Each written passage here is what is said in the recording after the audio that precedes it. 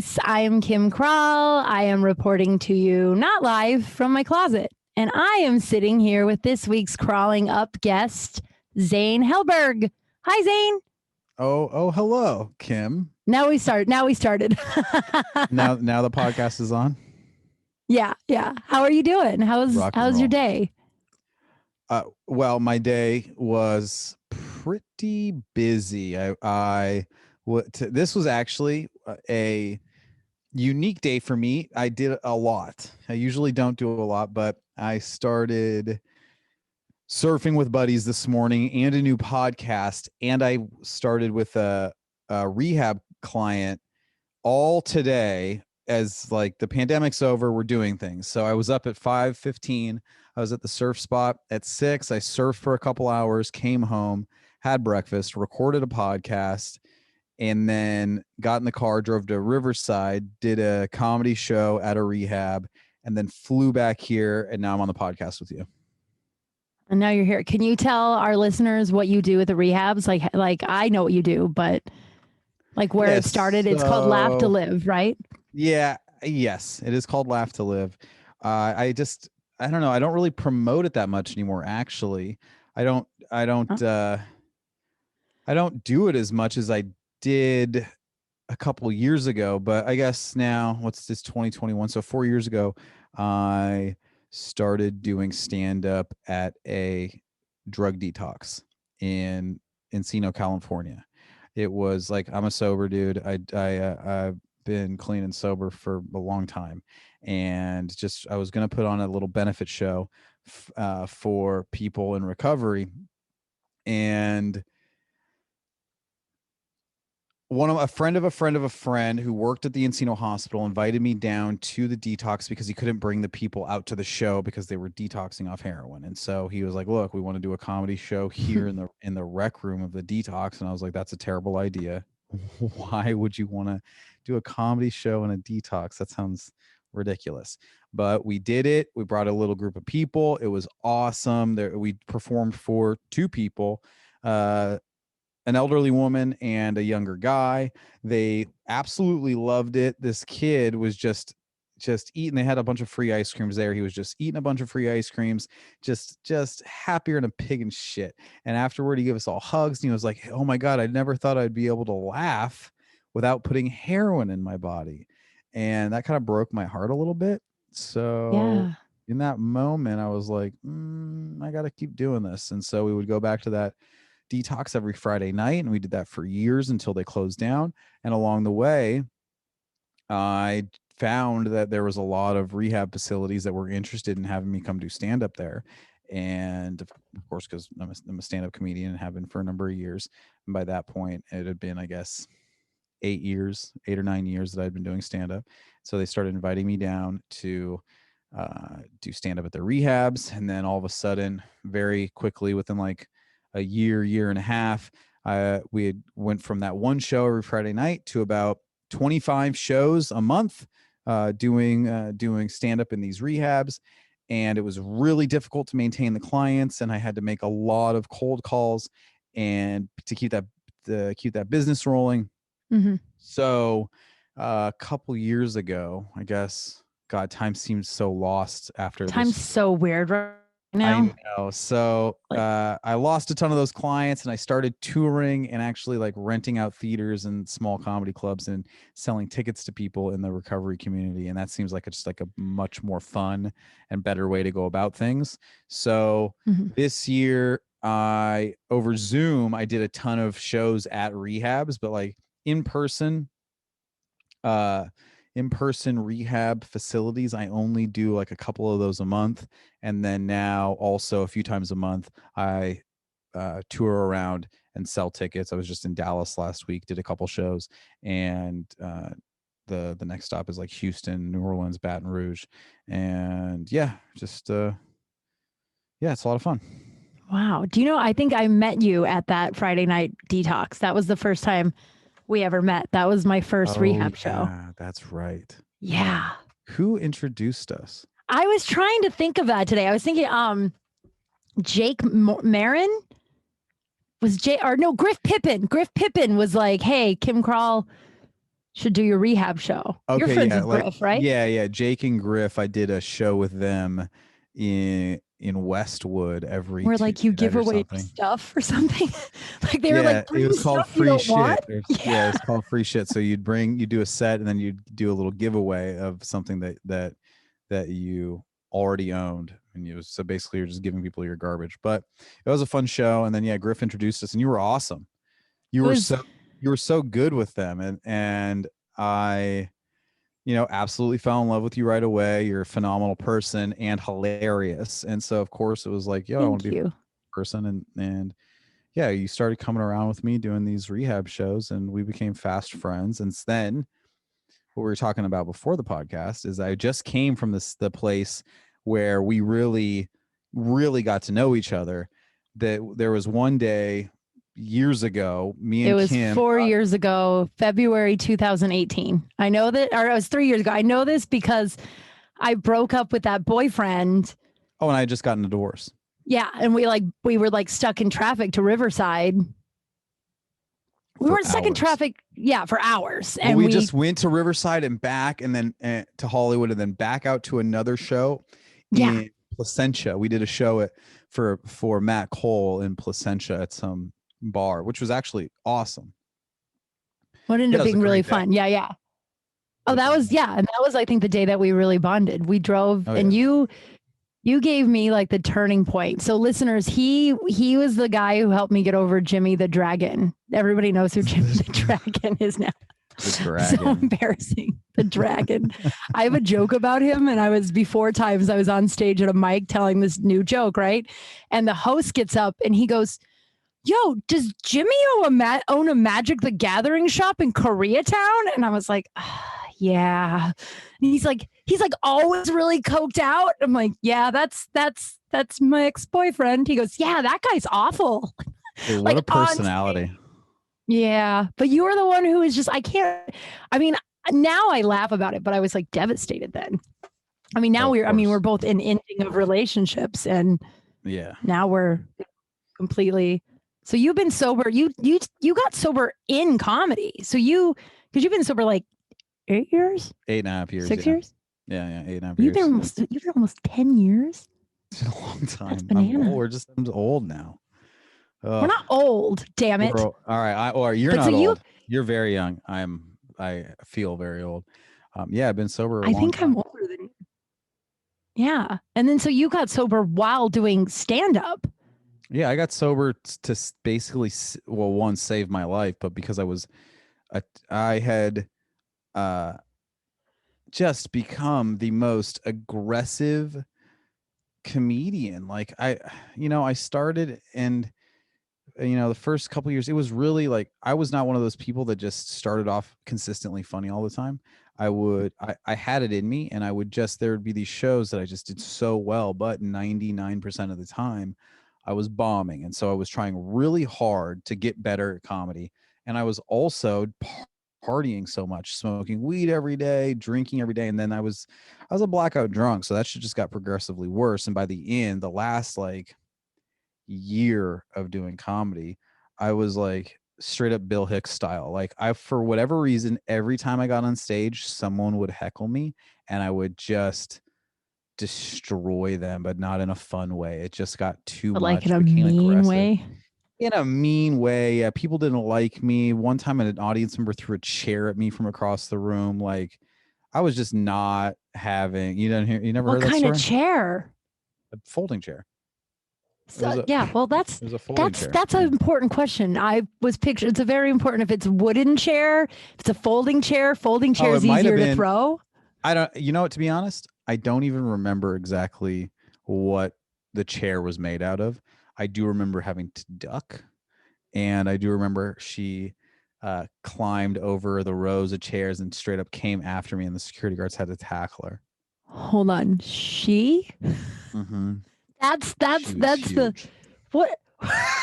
She was huge. I mean, I'm small, but she was twice my size. And you were, so was that when you decided, do you want to hear the story or kind of, yeah. I mean, it's like, I'm pretty, I don't know if I'm ashamed of it. Like I was right, but I was also a huge dick, Oh, you okay. know. And it was funny. The whole room laughed really loud, but in hindsight, it was like, why even engage with this person? So this woman was there's this place in like the edge of Compton called the Family Room. Okay. Great room, and really difficult. Just like one of those places that was loud and rowdy, and I was and people heckled, and if you weren't doing well, they would let you know. And it was filled with like some serious motherfuckers. Like the first time I was there, the guy before me pulled a gun out in the middle of his set. The Like as comic had a gun? yeah. He was wearing like a suit and he pulled a gun out in the middle of his set, and it was like part of his act, but it was like an actual gun. So that was like the type of place this was. And you know, I'm there, I'm performing, and I'm like fucking 10th in the lineup, and this woman is there heckling every single comedian, and and just being the worst. And she kept being like, you're not making me laugh, this is bullshit, I'm here, my nephew was killed on the corner of this street, and now I'm here to enjoy myself, and you guys are fucking it up. And it was just a bizarre, the reasoning behind her being at the comedy show and also heckling was all so bizarre. Because, I like, did can't. he die that day? Yeah, it's Like, just like what? it was bad. Like her family member of hers was shot, and then she went to a comedy show that night to for why I don't know, but then heckled the comedians and was ruining the show, but also really loud and vocal about how she was there because of her nephew. So it was like a whole thing. Jesus And Christ. right, it was wild. And every comedian's like calling her a bitch and doing the typical like new comedian heckle comeback comedy stuff where that's just not working really. And some people are getting some laughs, some people aren't, but it's like it's the whole show is interactions with her. This broad and her dead nephew. So it gets to me and my turn, and I'm trying to do my bits, and I'm talking to her, and I'm trying, and then um finally I said this. I said, lady, look, if I was your nephew, I would have killed myself. And the whole room was like, it hit that, yeah, that Oh, that hit, but it also really pissed her off. And you know, I'm not, you don't apologize for jokes. It was a joke, and it was pretty well timed and also, and you've been apropos. heckling everybody and yelling about your dead nephew. Like, And it was funny. It hit at the time, and it was yeah. a good joke. So that's fine. Anyway, the uh the whole room explodes, Mhm. and she stands up, picks up her chair, launches it over 4 rows of people, and I had to dodge out of the way of it. And then she immediately comes after me. The security guards tackle her, and I put the microphone down, and I was like, all right, guys, I guess that's my time. I'm out of here. And I left, and I don't know what happened. So I didn't go back there for a couple months, and a month later I got sober. And finally I went. So the next day, friends, there was mixed reviews. You know, a lot of people were like, dude, that was hilarious, that was great. And then one of our buddies, Jeff, looked at me, he's like, dude, you're a fucking asshole. It's like, Oh, fuck. He's like, fuck you, man, you're an asshole, why would you do that? And that actually like, yeah, it like got through to me in a way, because it was like, sure, I won. I won the comedy battle, so to speak, and I did the job that you're supposed to do, which is make everyone laugh and put the heckler down. But like, but why? You know, yeah. at what expense? So after that, and I still live by this code today. Mhm. I decided that next day that I was never going to be mean to a heckler ever again. I was always going to be nice. And now, God, almost 9 years later, it's like one of my best skills. Like I love doing crowd work. I love dealing with hecklers, and I always a friend of mine told me she calls it sugar roasting. I'm like, all right, sure. It's like that's what I my like favorite thing. that. My favorite thing to do with hecklers or people who want to talk or participate is just gas them up. I love giving them outrageous compliments, telling uh telling guys how handsome they are, how beautiful their dicks probably are, couples that want to talk and bullshit. Talk about how beautiful their sex is, like those types of really stereotypical, easy things to do, Mhm. which it's like embarrassing, but like, how can you get mad at that? I'm complimenting you. And it's probably kills. It probably makes everybody laugh Oh really hard yeah, it's because great. It brings everyone together and it's a lot of fun, you know? it brings everybody together. We're all So yeah, shortly after that, I got sober, and I just wanted to be a decent comedian. Honestly, that was my only goal. I was like, I wanted to quit drinking every day and save my life. But really the thought was like, I'll never be able to do this for a career if I don't stop. wow. Really? I didn't know that.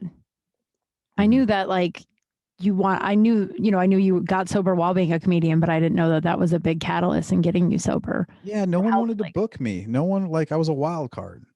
I was yeah. drunk all the time, and I was most likely going to get in some sort of altercation with an audience member. I was like, Wow. why in the world would you want to put me on your show? No, you wouldn't. Also, What I wasn't was really funny. what was the like yeah, you said 99% of the time. It was like, Yeah. Also, I was maybe. bombing a lot. That was also not very great. What was the first time you went on stage after you got sober? What was that like? Oh, I went on stage the first day. The I day mean, one sober? yeah, I mean, we were, you do stand up every day. It wasn't like I was going to just stop going to Oh, do see, I don't stand know up. if you did like a rehab situation or if you went straight to AA or if you did No, no, anything I, like I got that. sober. I got sober on my couch. I just got sober. I just, started doing like the work, and, I didn't go to rehab or whatever, but I went to an open mic, and I had this joke that was not hitting, right? And this was November 5th of 2012. So this was 2 days before uh, Barack Obama gets elected for the second time? 2012? Yeah, second Yeah, time. that's the second time. And so I had this joke about how the Republicans, and it never worked. I said it like 4 times, and then it worked this night, and then it never worked again. But I think it was just the perfect timing. I was right before the election. It was about how the Republicans were, I forget what the joke is, but the idea of the punchline was that the Republicans were trying to create a scandal with Barack and Michelle by releasing their sex tape, but when they watched it, they realized they couldn't release it because it was too good. Because it was too sexy. Yeah, it was too sexy. that it was like a good sex tape. And however I worded it, it never hit, except this Monday night, my first night sober. I do like a 5-minute set at this bar, and I tell that joke, and it gets an uproarious applause break. It was my And you're first joke. sober for the first time. Like you're like, Yeah. Yeah. And so it's like I'm like literally sober for the first day in like a decade. And I tell this joke, it gets an uproarious applause break. And then the rest of the set, I was like, well, I literally said to the audience, I was like, I got nothing after that. Like that's literally the best thing I've ever said in my entire life. And it'll never work again. So I don't know what the rest of the set was like, but I got off stage, and I remember I was walking down Sunset Boulevard, and I was like, well, there's the sign. yeah. I wanted to be a decent comedian.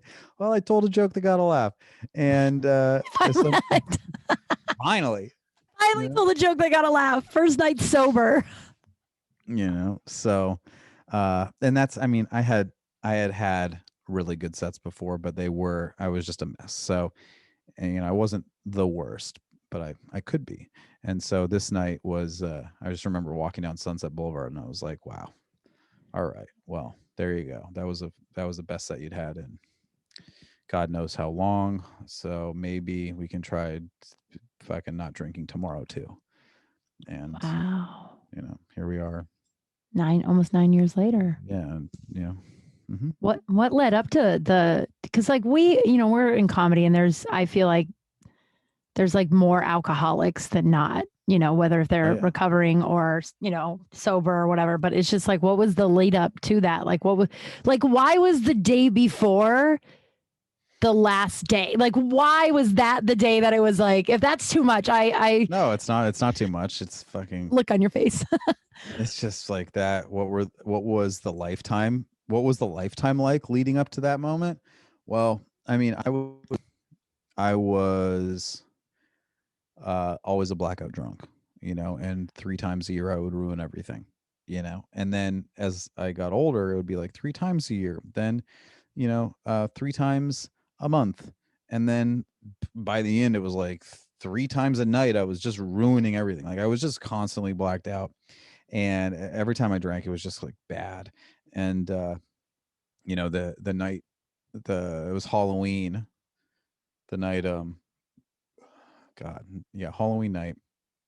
I go out to a party, my friend's house is a place we always partied. I drank my first drink, and boom, blacked out, woke up in my bed the next day. And that was typical. Like I was one of those dudes, like I couldn't, uh, it's not like I drank to blackout every night, but what happened was but the way my body reacts to it is I don't know, like I could never tell whether one drink or 10 drinks was going to make out. It didn't, there was no rhyme or reason. So sometimes, like Halloween night, I had one drink. As I was drinking the first drink, I was blacking out. Yeah, it's crazy. Wow. Yeah, so I woke up the next day and I had fucking ruined everything. I had, stole everybody's Coke and picked a fight with a couple guys and broken a beer bottle in the kitchen and was uh, hitting on a friend of ours in front of my girlfriend. It was just like every single bad thing that you could do as a fucking wasteoid, I was doing it.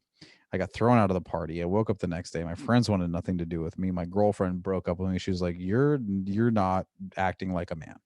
You can't take care of yourself. You definitely won't ever be able to take care of me. Get the fuck out." And then yeah, that like wasn't even enough to stop. The next day or that day after The day Halloween, after Halloween. Okay.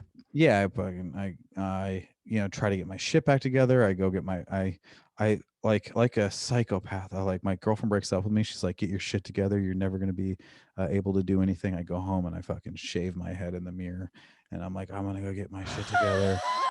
Like pure psych, like pure fucking taxi driver psycho. I'm like, I'm gonna get my shit together, and I grab my resume and I go out to Sunset Boulevard with my resume, and I'm hitting up restaurants, and I'm at the counter on Sunset, and the guy's definitely not gonna hire me, and he's like, just sit down for a second, and I'll be back to talk to you in a minute, and and I look down at my resume, and there's like so many typos, just a ridiculous amount of typos on the resume. And I was like, okay, back to square one. I need to go home and fix this resume. I can't just be walking around with a shitty resume. So I go home. It's like 5 o'clock in the afternoon, the day after Halloween. I'm fixing my resume. God knows what I think I'm going to do. My roommate at the time, was his birthday. He's like, "Hey, it's my birthday. Let's go out and party." And so I was like, "All right, fuck this resume bullshit." I went out and partied again, and then got pretty fucked up. The next day, some friends of mine had heard, some other friends had heard that my girlfriend had broken up with me, and they're like, "You got to come party. We'll get you a new chick."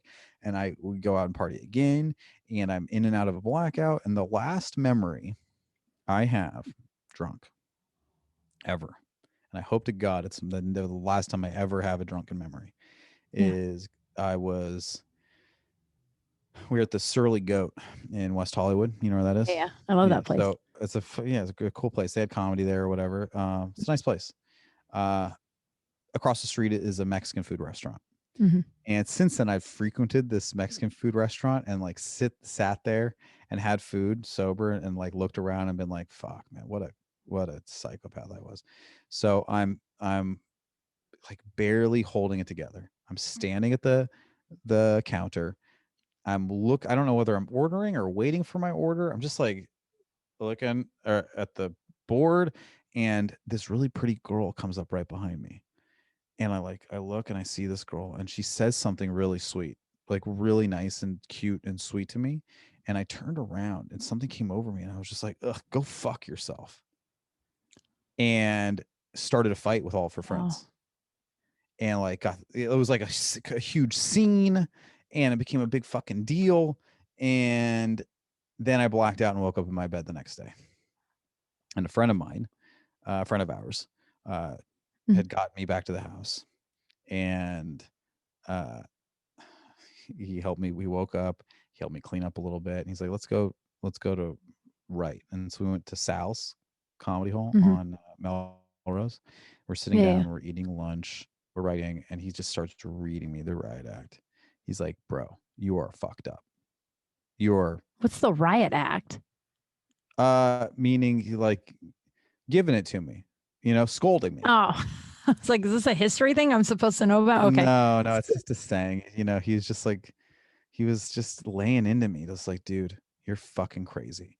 No one knows whether you're going to be drunk, high, happy, sad, angry, whether you're going to start a fight or what. This is why people don't fuck with you. Straight up. He's like, this is why you don't get booked. This is why. And he started naming all these terrible comedians. He's like, this is why all of these people get booked and you don't. It doesn't matter how funny you are. You can't write a fucking punchline. You don't do shit. You can be a great guy. You could be, and you are. I know you. You're a fucking great guy, but you're a crazy motherfucker. What the fuck is wrong with you? And right then I was just like, dude, I should get sober. I should stop drinking right now. And uh and then right then my mom, like for whatever reason, right as I said, I think I'm gonna get sober, my mom calls. And she's actually, my mom's sober for a long time, and she was just like, oh hey, what's going on? It was Saturday, and she was like, what's up? She was just calling to say hi. And I was like, I think I'm gonna get sober. And she's like, what? She's like, all right, hold on.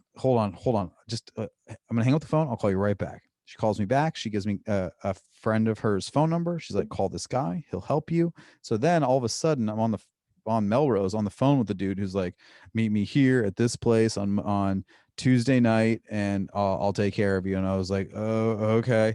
And then I hung up the phone, and I was like, oh shit, I gotta go meet this guy. I'm not drinking anymore. And I felt like shit. I was so hungover. And then that night, I didn't drink because I had gotten a job for the night. I don't know if you remember Munch. Or Oh Munch. yeah, There's the a comedian guy. named Munch. Yeah, I know Yeah, Munch. Munch, the Yeah, guy. Yeah, yeah, the yeah. guy. So I like the Munch calls television show me. or the guy. Munch calls me and he's like, yo, I got a job for us. We're going to go out to Palmdale and do an overnight security job on a low budget film. We'll pay like $300 cash. I was like, okay. So I pick him up that night to go do this security job. And the next day, it was like, do I smoke weed? And I was like, weed was available, and I was just like, nah, fuck it. I was just so exhausted. And just like, I just humiliated myself in every area of my life and had been doing that over and over again for so long. And so I just passed out. I got Panda Express at like 4 p.m. and passed out. And if from just a lifetime of I felt like I had a lifetime hangover. Then I woke up the next day on November 5th for the first time in a really long time, actually sober. I hadn't drank in a couple days. I was not high at all. And then, the rest is history. Wow, Mm-hmm. that's a great story. It's a sad story, but an awesome story. Sad story that ends awesomely. Well, now Yeah. the great thing is that I like really I do spend a lot of my time helping helping guys get sober. That's Yeah. like and I wouldn't be able to do that now if I hadn't gone through what I went through. So that's the silver lining. And I live a good life now, and I don't act that way anymore. And all right, so all of those friends that like completely so the girlfriend ended up taking me back. We ended up getting married and then divorced. All of my friends. Is that the one you were married to when we met? Yeah. That's bananas. Okay. Yeah, bananas. So we got divorced. which is a whole other story that was really boring. But all my friends, forgave me, and I, ended up making amends to them. And now it's been so long that one of my best friends is getting married in July, and I'm officiating their wedding. So one of the friends that was like, you're a mess. We don't want anything to do with you. Yeah. So it's like, 8 years later, my life is very much like the life that I was living while I was drinking and using is 180 degrees different than the life that I live today. So like people trust and respect and that's in a different way now. I can't imagine meeting that guy that you always describe. I can't, like, because you're just such like, you're one of my favorite human beings on the planet. Yeah, and I was this way a lot, but like, it was a wild card, right? Yeah, it was just like at nighttime when I started drinking. It wasn't this like, let's see, 10, 15 years ago, it was not this way. Mm-hmm. I was just like a partier, but once or twice a month, I would make a fool of myself. And then that once or twice a month became all the time. So that's when the scale tipped seriously over into, you should stop doing this, Yeah, and then you just like did comedy. Well, I ran into a friend of ours the first day he got sober. And I met him the first day he got sober. We were at a comedy club and he was on the show I was hosting, and he was like, he was like kind of a, the way you are, he's detoxing, he's a sweaty mess and he's nervous. And I was just like, man, and he was like the headliner. And I was like, man, you're really nervous. It was like flappers. I was like, dude, you're fine. And then he goes, hey, after like we kind of bonded, he pulls me aside. He goes, I'm not nervous about the set. I haven't drank or done drugs in 12 hours and I'm literally detoxing. And this is the first time I'm in a club with all this booze and all this stuff. And then we became good friends, but it's just like, and I can't imagine that guy being who he described who he was when he, like, that's part of also being a comic, is I'm friends with so many sober alcoholics that are like, describe their old behavior. And I'm like, it's better. It's this way. I haven't drank in 6 months. I don't really have a thing. Like I'll get drunk every now and then, but it's not like I was that. What were you going to say? No, I was just saying that like that was your thing. You were always every time I feel like I see you, you're like, oh, I haven't had a drink in like months. You're just one of those people that doesn't drink very often. But and also when I remember we've hung out a few times and you have had a few drinks and you're a normal person, which is most people are normal. Most people do not need to stop drinking. I used to work with this guy, and he was sober, and we would go to dinner after we'd do our show, and he would be like, the whole time would just be mesmerized by my drinking. And then we'd leave. He goes, I hate it when you drink. And I'm like, oh, really? He's like, you just nurse the same glass of wine for like the 2 hours we're there. And then sometimes you'll have 2 glasses of wine and you're just like, fine. But it's like 2 hours. I'm like, yeah, I can have some wine and I don't like blow up my life. Thank God. I grew up, my story. I grew up in alcoholism. All my, I was raised by addicts. So I went to go donate my eggs when I was like 21. I don't know if I ever told you this. I went to go donate my eggs when I was 21. And I told them all about how my parents were addicts. Like, I thought that was a really big deal, that they needed to know that. And they didn't bat an eye. They were like, that's fine. And I was like, oh. And then the second time I went, for the second interview, I'd forgot to mention my mom was bipolar. Cause I figured I just forgot because I was so hell-bent on letting them know about this other big thing. Right. And they were like, oh, she's bipolar. We can't take your eggs. And I was like, oh, but she's also an alcoholic and you guys didn't seem to mind. And they were like, oh, that's That's very much a nurture nature thing. That's not genetic. That's like, there's not like, there's no proven, like if I were to give my eggs to someone that their kids will become an alcoholic, but it is proven that they'll become bipolar. So that's good to know. Yeah. So if you have children and then your life is, what are you doing? You have an album out called Live from Rehab. Yeah, I need to put my second one out. I've been sitting on a second album, like Live from Rehab 2. I have a second. Like it's recorded? Yeah, I just haven't put it out. I've just been sitting on it for a while, but my first one came out in 2018, and yeah, it's pretty cool. I recorded it in secret at a state-run rehab facility in California that I can't name because of like I wasn't supposed to record it there. And I also have a second one that is sitting on my computer right now that I just haven't, for whatever reason. I don't know. I keep forgetting about it. How do you keep forgetting about your second album? I don't know, because it was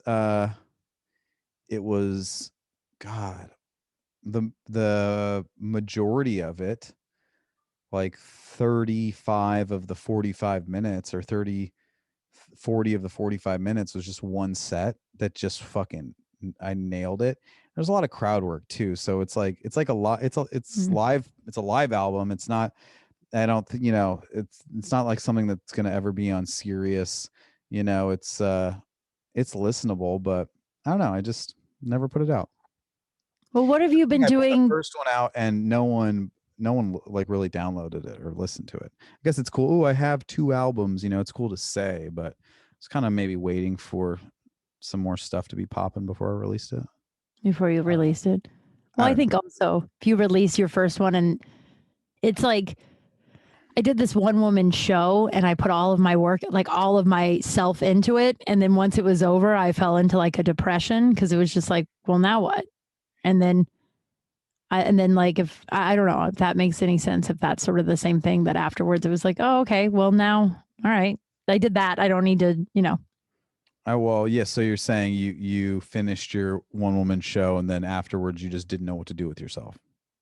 Yeah. Well, there was like a little bit of like, I put so much into this and I don't know what I thought the next day would be like, but I thought it would be more than just, oh, okay, well, that was just another show. It went well. I had fun, but. Yeah. A lot of self-help gurus like to remind us that when we have these goals in mind and we are working towards them, once they're completed, there's such an emptiness. And so the hardest part for a lot of people is picking yourself up after you've completed a goal and creating a newer, more difficult goal so that you can continue working and having something to live for. Because it's really not actually that you completing anything. It's more like, it's the journey, not the destination. So as long as you have something to look forward to that you're working towards, apparently that's how you'll be happiest. All right. So let me ask you then, do you need to do it before the goal is completed, like set a new goal? Sure. I'm pretending you're the self-help guru now. Sure, you can do that. Why not? Okay. I'm writing a book that's going to be out on June 18th. Oh, yeah? Horrified. Yeah, terrified. You've written it already? I mean, it's being edited. It's all. Wow. I'm hiring a real life editor in the next week. And then I also have someone that I hired that's designing the book cover, and I cry every day, poop a lot. It's I'm so nervous all the time, but I'm like, oh, what if it is the same thing? Like, I release it and it's just like, oh, it is going to be like that. So, but now it's going to be like that. It will. I mean, if you, there must be something to look forward to after the release. So are you interested in setting goals around promotion for it? Are you interested in writing a second book? Are you interested in writing something different, doing more stand-up, doing more podcasts? Like, what is after the release date? What's next? Okay. I have 2 more books that are next. Well, I'm asking you, like, right now, so it comes out on June 18th. Like, what excites you most? Promoting it or writing something new? I think holding it in my hands is all I keep thinking about. Right, but you're going to do that no matter what. That's not a goal. That's something that's going to happen. That's something part of the goal where you think about it. Yeah, promoting it, I'm proud of it. It's like a codependent, no more Chelsea Handler horizontal life, and then Girl Wash Your Face all together. That's fantastic. I don't know if you read any of those books before. No, I haven't. but that also sounds really fantastic. So my suggestion would be to now, as you're in the editing process, start talking to publicists and managers about what sort of book tour you can go on. Because Oh, then once it's out, then you'll have something else to look forward to. And as long as you have something to look forward to, you're not stressed about the past. and you're not. There's a tribe. I don't know if they're a tribe. They're a people, culture. I don't know. They're called Hopi. Okay. I read this 2 days ago, and I did not look much further into it. But it was like they literally don't have a word for past or future or now, like because they're always in the now. So like they don't need Wow. like to have a word for the now would be taking them out of the now, and they don't have a word for past or future because they don't think that that's relevant. Whoa. I need whatever that word is. I need to, or whatever that mindset is. I need to adopt that because I am constantly struggling with worrying about the past and stressing about the future, like having Yeah. remorse and like regret about the past mistakes and having anxiety about what's going to happen in the future for sure. Constantly future tripping, and then I have to focus on staying in the present all the time. I'm not a very present person. I remember the first time I met you, you showed me your headspace and all the minutes you had meditated, and you were very proud about that. You're like, look, it's like 40,000 minutes. And I was I like, cool know. guy. I know. But I needed that. That was like training. My ability to be present was a muscle that in for whatever reason was completely atrophied. And the meditation was just working it back up. And man, I was thinking about that yesterday. I did like a 5-minute meditation, and because I don't meditate the same way. I deleted my Headspace app because it had just gotten to be this thing where it just felt like I'd got everything that I could out of the app, the Mhm. guided meditation. And I was like, okay, I'm going to start not using the app, and I'm going to start doing my own meditations or investigating more stuff. And then what actually happened is that I stopped meditating. All together? Yeah, basically. You should have you heard of Instatimer? No, I have not heard of that. Okay, Instatimer is a free app, and I think you can pay for it if you want to, but I haven't had to. And it's either a timer where it just times your meditations for you, so it's just like a timer, or there's just like thousands and thousands of guided meditations. And I listen to a Okay. surrender one every morning. And I don't know, it's been like 2 weeks that I've been listening to it every morning, and it's like 9 minutes, and I think it's changed my life. Oh, that's dope. That Yeah, sounds it's pretty like cool. I'll send it to you and All I'll right. post it on my Instagram. I don't know. Truthfully, I'll forget about this moment, but maybe I won't. Like, meaning I'll forget to post it on my Instagram listeners, not send it to you. You know what I mean? Yeah, I'm into that shit. Yeah. It talks about how, like, if your life is out of order, it's like fear is not something that is I'm paraphrasing, obviously. It's not a woman that's like stuttering through the words, but she's like, fear is not something that is helpful, but trust is paramount. And just know that, like, if shit is whack, that I've never said shit is whack before. I'm so embarrassed about that right now. Let's just move on from it. But if shit's out of order, it just means that you just trust that the universe is realigning things to make it the life that you want. And it's like, she has the most soothing voice, and it's beautiful, and I'll send it to you. But that's a good. And then it also does the like tracking how many days in a row you meditate. So, when it's like, I got up to like 35 and then I missed one day, and Ooh, I that's had to do rough. some loving parent inner child. Like, it's fine. You're not a failure. We're just going to pick up Yeah. again tomorrow. And now we're back at like 15 or something like that. Right. So go meditate, because you were like the meditate guy. You were so proud of that. I was also out of my mind. Yo, my dog is. You want to see my dog? I He's do. he's just warbling at me, just like because he wants to be held. Oh, hi. Oh, So it's a chihuahua. Is it a chihuahua? yeah, it's a chihuahua. His name's Lucky. He's 16. We You got him. adopted a 16-year-old dog? Look at him. Look how crazy. That's Look at his leg. Oh, buddy. He's got a wonky leg. Why is his leg wonky? Because he's 16. Apparently, his this fucking guy, hilarious, right? Yeah, fucking 8 years ago, I was a fucking drug addict, psychopath, and now I wear Hawaiian shirts and adopt chihuahuas. That are 16, and you have a glorious mustache that if you ever get Right. rid of, I think we'll be done. I shaved it off in December for a little bit, and I think I saw that and I was horrified. And then I unfollowed you on everything. Just kidding. So you would, I definitely look younger without the mustache.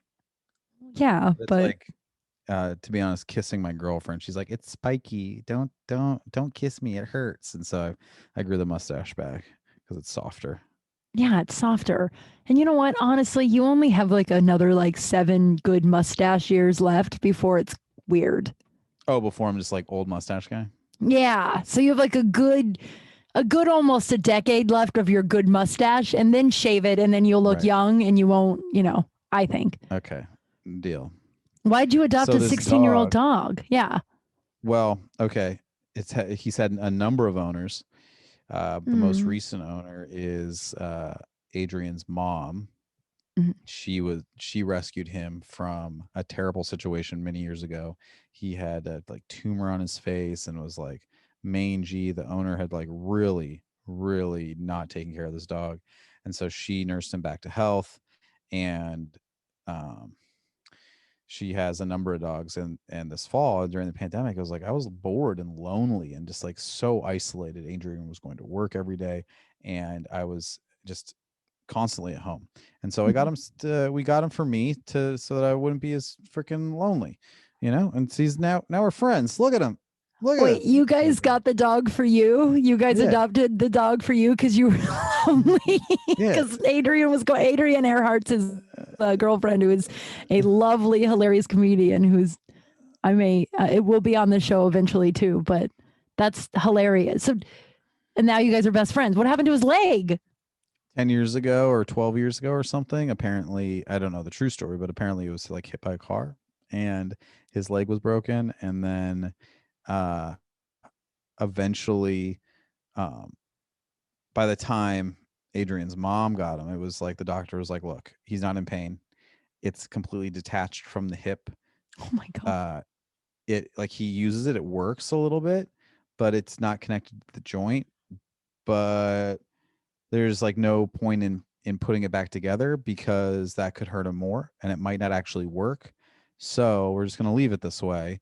And now when he runs, he picks it up like this and he runs 3-legged and he tucks his little leg up. But then when he's walking around chilling, he does this little like hobble move, And Oh so my he's God, I like, love him. but he's cool. He does everything a normal dog does. He runs and jumps, climbs stairs, jumps off the couch. He's a very spry 16-year-old boy. And Yeah, 16 is old. Yeah, I mean, Chihuahuas live to like 16 to 20, I think. So he's as a senior citizen, little old man, but he's fun. And he's your best friend. He is my best friend. Yeah, you shouldn't. No one should be embarrassed about that. My cat's my best friend. Mm-hmm. Yeah, I just burped. Sorry, I was trying to I was hoping you'd have more to say about my cat being my best friend, and then okay. So what do you have going on now? Wait, what were you going to say? No, I was just gonna say you're hilarious. That is so you to be burping in the middle of trying to hold your breath because I'm saying something and then you end up. It's adorable. Thank you. Mm-hmm. Thanks. What do you have going on? What did you do this last year? What's your pandemic? Like I did a couple of the Zoom rehab shows. Those are very different than the in life Zoom regular shows, obviously. But I did way too many Zoom rehab shows. It just so happened, obviously, that like people were into that shit. It's like you can't take anyone in the rehab out because of the pandemic. So let's pipe us in and let's do some stand up. And that was chill. And all right, you're done, buddy. You're good. Goodbye.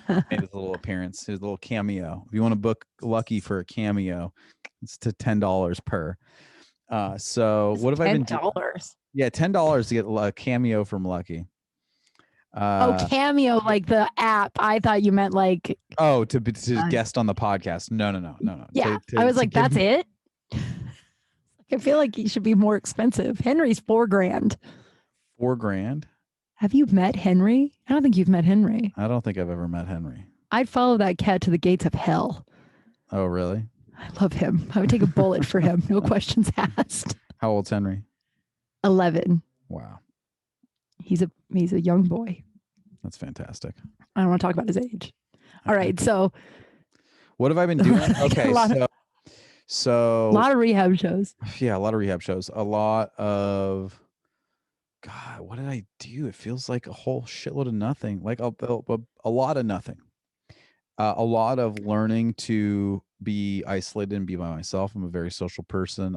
I people fill up my cup, so to speak, you know, Yeah. and I learned how to be by myself quite a bit. I also uh, moved to Marina Del Rey, which Yeah, was I know that. awesome. Yeah, in September it was like we're living in Hollywood, and it was like, wait a minute, this sucks here.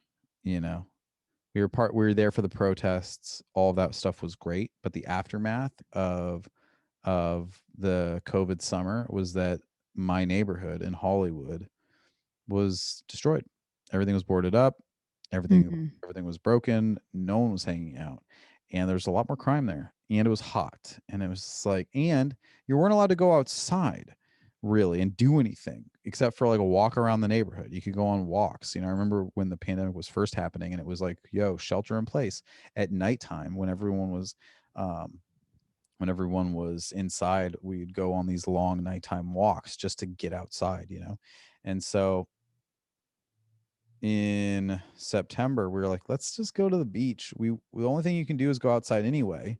Let's go to the beach and enjoy better weather and enjoy more outdoor activities. And so I bike ride a lot, I surf a lot, I go on runs, I enjoy the beach, and it's just better down here. And I really this past year learned a lot to uh, I learned a lot about slowing down, you know? Yeah. And oh, one cool thing that I've been doing, I don't know, this is not a pitch for me. This is not a pitch in any way. Although one thing that I Okay. thought was absolutely hilarious, but ended up being very successful, is a friend of mine hired me as his business coach, and Oh, he's fucking killing it. He's killing it now. So because I was able to go from working in the restaurant at a corporate level to being a self-sufficient comedian, not only uh not only doing fun shows but also running a business, you know, doing yeah. Laugh to Live in a rehab business, like you know, I'm a self-supporting artist, and I'm really proud of that. So You should be. uh a friend of mine, his name is Scott Rogers. If you're listening to this and you've ever thought about writing a feature film, he has an entire workshop program now. There's 3 levels, and it just started with one, but it's uh, idea to outline. If you've ever had an idea for a movie in, I think it's 5 weeks, you will go from having an idea to a professionally put together outline. It's level 1. And then level 2 is the outline to script. And level 3 is script to screen. And it started as this thing that he was just kind of doing. And I talked to him like a couple times a week. He was one of my best friends. He was actually the officiant at my wedding. And Yeah. he was like, dude, he's like, I need you to be my business coach. I was like, okay, sure. I was like, I'll help you, but like, oh, you're gonna like pay me to do this? He's like, yes. I was like, all right, fine, fine. I just thought it was like something that I would do for him for a couple weeks until he got his shit together. And now we work together once a week. We do an hour-long FaceTime call. I'm like a serious business coach with him. I have him set goals, and like I did a ton of self-help over the years. Hmm. I lost a bunch of weight. I started my own business, and I had a Tony Robbins coach for a number of years. I've Oh, For whatever reason, I'm just super into self-help, and have just gone into these guys, Tim Ferriss, Hal Elrod, Tony Robbins, and a bunch of these other dudes, and it's really all the same stuff. And so I am just my favorite thing that I've done during the pandemic is I'm this guy's business coach, and his business is killing it. And he went from being a stay-at-home dad who really was kind of he's a great actor and director, and he just didn't know what to do with himself for the past like year or so. And he Mhm. started this little business, and now it's flourishing. And he's got a thriving little workshop program, and he's shooting his own movies, and his just life is exploding, and it is honestly my absolute favorite thing. I absolutely love doing it for him. It is fantastic. Why don't So I know you start a business where you're a business coach for other people? I mean, I don't want it to be my life. I would take on a couple more clients. I have room, and because I do my own, I have my own life, you know. I Yeah. I I spend most of my time uh writing and then scheduling my own tour. Mhm. So that takes up all of my time. And I could probably take on two more uh clients that I two more I guess coaching clients, but beyond that, it's not something that I would want to do for a living. You wouldn't want Although like a big network. Yeah. no, I would take on a couple people if they really, really, really wanted to work and saw value in like growing their own business. Um, but it's more like a fun hobby that earns me money, you know, and I just love watching him. I would just love watching his life explode, and I love being a part of it. It's just awesome. Really, one of my most favorite things that I do. That's why I was like, you should make a business because you just like lit up while you talk about how great he was doing and how you love watching him. That's one of my Yeah, I favorite know. parts about you is that you like, I love comedy. Oh, go ahead. I was gonna say, I just Go love ahead. that you care about, like, you light up when other people do well. And that sounds like it's like, well, yeah, that's what you should be like, but not in the business we're in. A lot of people don't light up when other people are doing well. And that's like a rare quality in the comedy world. And I think it's one of my favorite parts about you. Thank you. Thank you. Yeah, no, I love comedy more than I love helping other people in this way, but it is like this super fun little business opportunity that I just tend to I just happen to be really good at, you know. So I actually I started my new podcast today. Yeah. What's your new That is, podcast? well, it's kind of around this whole idea of being self-sufficient, being an artist, making money, and investing and self-help. It's called How to Seem Rich So People Like You. And Oh, yeah, it's just like a stupid punny. Like I did a joke, like I did like this, I don't know, joke of a 15-minute podcast over the summer, because I've just been trying to figure out what what my actual podcast niche would be. And I did this joke podcast about how to seem rich so people like you. That's what I titled it. And I just talked about really stupid things that you wouldn't think about, that when you talk about make people think that you're more affluent than you actually are. You know, like going to lunch in the middle of the week and talking about how you have a lunch scheduled. yeah. You know, people who work 9 to 5 don't get to do that. But Yeah. when you're like, oh, sorry, I can't, I've got a lunch. That's just, whether you have money or not, it seems as if you're at your status is higher than it may be. So I had a couple of those things. I did like a 15-minute podcast. It was really stupid. But on my podcast feed, of all the different things that I've tried over Mhm. the years, the podcast I did with Nate, the COVID podcast I did, a couple other random ones, all of a sudden the numbers, you just see How to Seem Rich So People Like You is like 6 or 7 times more downloads on that than anything I'd ever put out. And so I was like, oh, that's interesting. And and so I was like, okay, well, I guess I'll just do a podcast and name it that, and then talk about things that like we're talking about right now, you know, how to be you know, how to take your life back, be a better person, you know, how to be self-sufficient. You know, I also talk about a couple investment things that I'm invested in, some cryptocurrency stuff, which I just think is hilarious. And yeah, and it turns out I am really into it. So that's the new thing. I recorded my first one today. It's going to come out on my podcast feed tonight. Okay. And yeah, hopefully it sticks. I love that. I love that. Okay. We're going to wrap up soon, but I have 2 questions for you. I have a couple segments.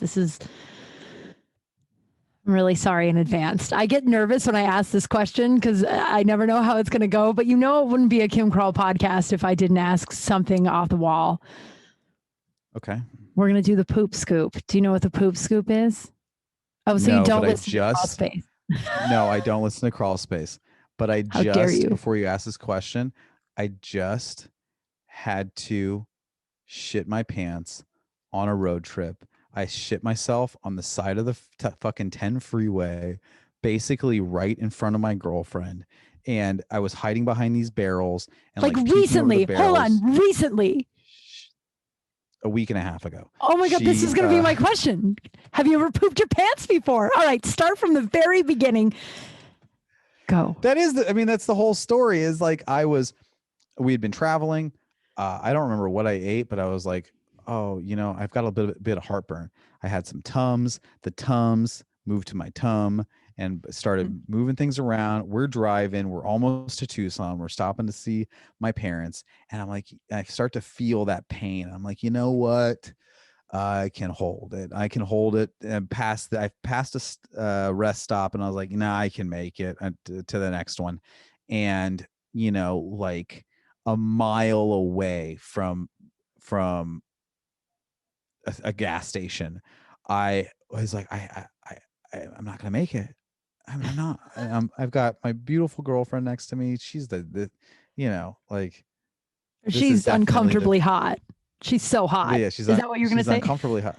Well, no, what I was gonna say is that this is the most vulnerable I've ever been in front of her. I haven't,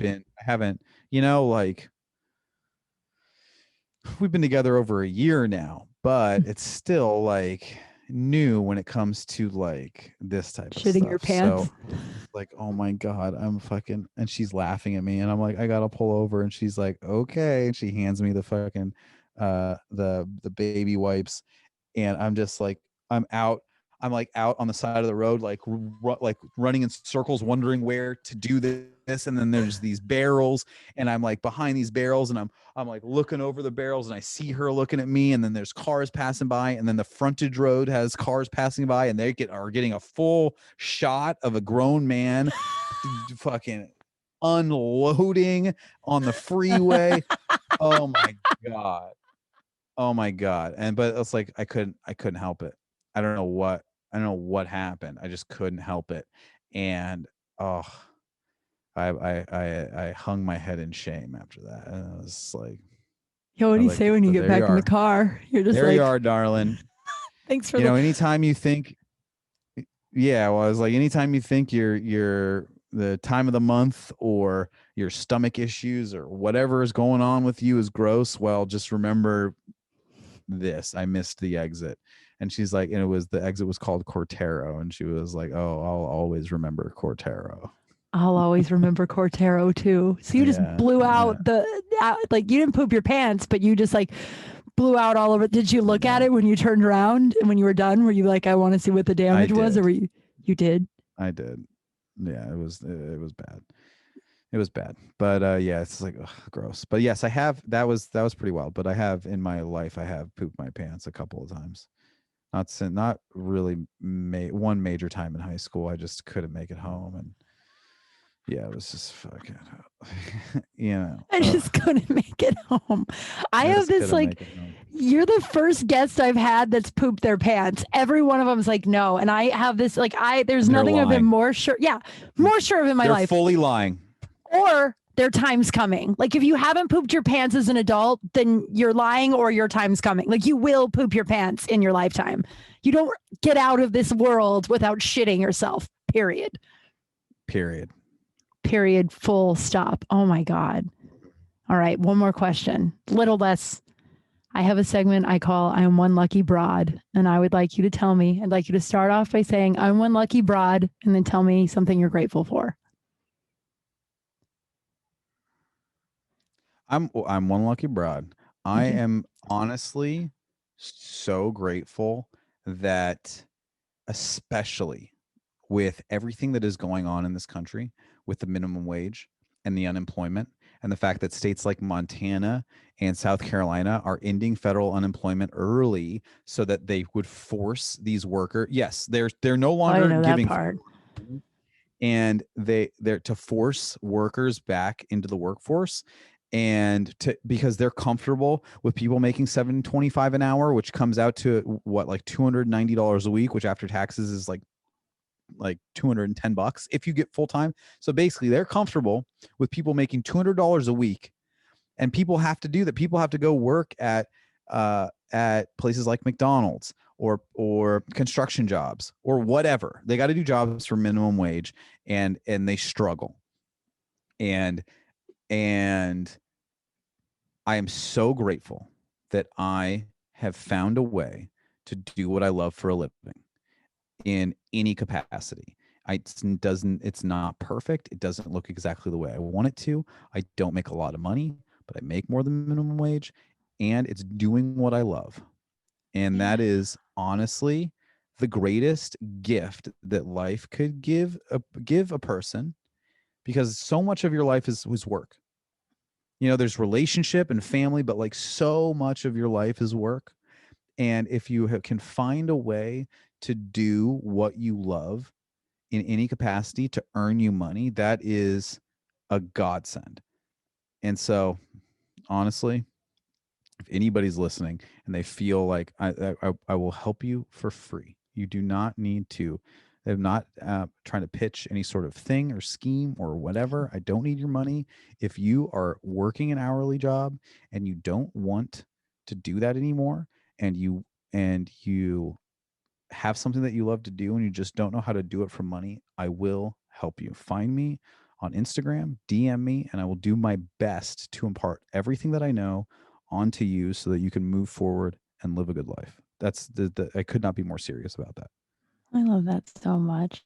That's like, that's just what you do. I've known you. You just like, you want to help people in every way. Like, even when you, like, the Nothing, beginning of this honestly. whole show, when you just said the guy with heroin and how he was like, I never thought I'd laugh again without heroin. And you're like, oh, I should do this more to help more people. And now you just saying that just, Nothing makes me happier in the realm of like politics or life, or I don't know, working relationships. Like I things, there's definitely comedy makes me happy. My dog, my girlfriend, those things make me happy. But like something that nothing like makes me happier in terms of other people than watching someone do what they love for a living. That's fucking amazing, because I can't stress this enough. I am disgusted with the fucking way the world works, and especially the United yeah. States of America. California, dude, 200,000 people left California this year. Um, there's like 182,000 people left, and we lost a seat in the Congress. in Congress because of it. And Yeah. I read an LA Times article yesterday that was just like, is the California dream dead? And California was this place where 50 years ago people would come and like try to get after the American dream. They get rich, do what you love, be in entertainment, be an artist. And now California, and this has been this way for a long time, it's a place where the elite live. Like Mm. sure, we have a terrible homeless problem here. There's people from every walk of life, but the vision of the California elite is such a it's just like bad. It puts this bad taste in everyone's mouth, and I can't fucking stand it, man. Like everyone deserves the opportunity to go after what they want, really. And a lot of times people just need the permission to do it, straight Yeah. up. 100%.